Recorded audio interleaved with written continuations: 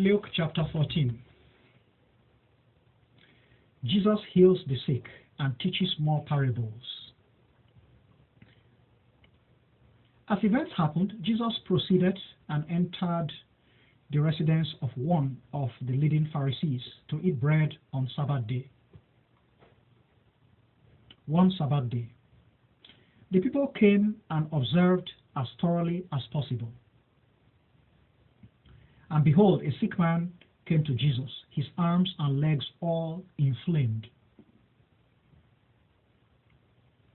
And Jesus asked the authorities of the law and the Pharisees a question. Is it lawful to heal the sick on the Sabbath day? But they were quiet and could not answer Jesus. Jesus then laid his hands on the sick man, healed him, and let him proceed. And then Jesus asked the people, if any one of you had an ass or an ox that fell into a pit on the Sabbath day, would you not lift him out without delay, right on the Sabbath itself? But they could not reply Jesus concerning these matters. Jesus observed how some of the invited guests were eyeing and selecting the most attractive seats. So he related this parable to them. Whenever you are invited to a marriage feast, do not have a seat in the most attractive spot.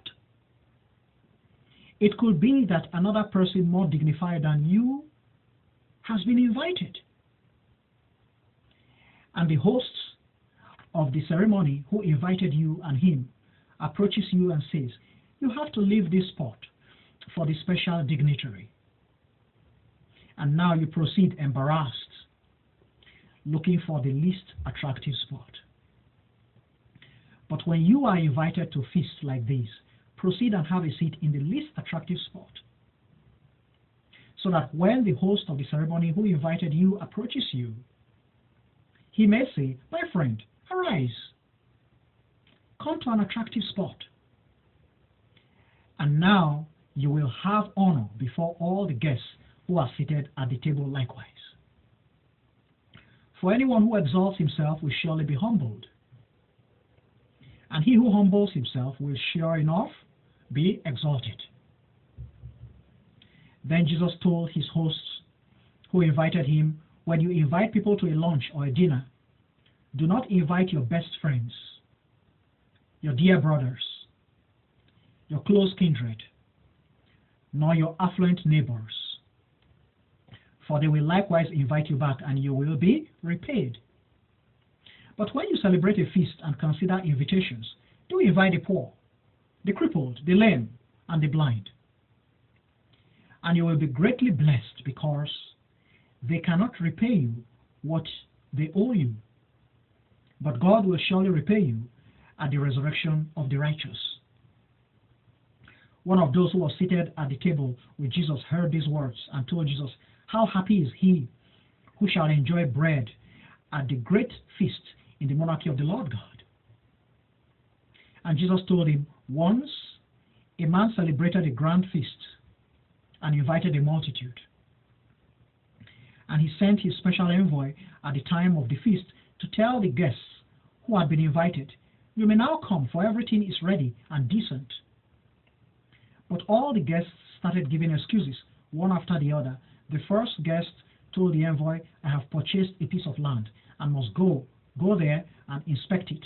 Kindly have me excused, and I hope you don't mind. And another guest said, I have purchased 5 pairs of oxen, and I'm going there now to test them. Kindly have me excused, and I hope you don't mind.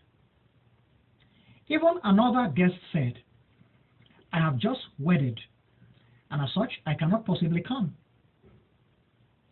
Dissatisfied, the envoy returned and reported everything to his master. The master of the house was filled with rage, and he told his envoy, proceed immediately into the streets and alleys of the city, and bring to my residence the poor, the crippled, the blind, and the lame. Shortly afterwards, the envoy reported, Master, your order has been accomplished, but still there is room. So the master told his envoy, now proceed to the highways and lanes and have the masses and crowds come over, that my mansion may be full.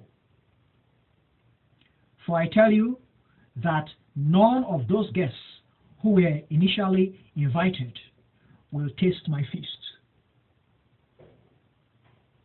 At this time, great throngs of faithful accompanied Jesus, and he turned and addressed them. Anyone who comes to me cannot truly be my follower or companion unless he cherishes me more than he cherishes father and mother, spouse and offspring, siblings, yes, and himself, his own life as well. And whoever does not carry his cross wisely and follow me cannot be my follower or companion. If any one of you is projecting to build a tower, you first settle down and carefully resolve the cost to find out if you have enough money to accomplish the task. Otherwise, you will not be able to accomplish the building after establishing the foundation. And all who see the uncompleted building will make fun of you, saying, this builder commenced building but cannot accomplish the work. If a king proceeds with 10,000 troops to war against another king who has 20,000 troops, he will first settle down and carefully determine if he is capable of facing the other king in battle. If he is not able to do so, he will dispatch special delegates to meet the other king and request for conditions of peace while the king is still far away. And so likewise, Jesus concluded, any one of you who does not abandon all that he has cannot be my follower. Salt is good, but it is, if the salt loses its good taste, how shall it be made salty again? It is no longer good for the land or for the dunghill, and so it is cast out. Whoever then has ears to listen, let him listen.